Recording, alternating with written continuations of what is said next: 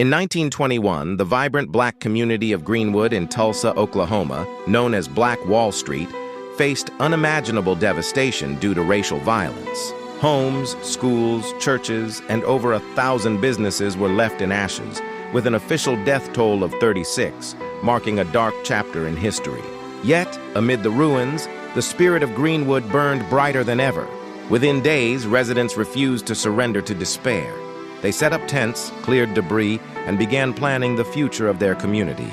Despite the city officials' attempts to block their efforts, black leaders fought back, triumphing in court to reclaim their right to rebuild. By the mid-1920s, Greenwood thrived once more. This time it's called Black Wall Street. New businesses sprang to life, streets buzzed with customers, and the spirit of entrepreneurship returned.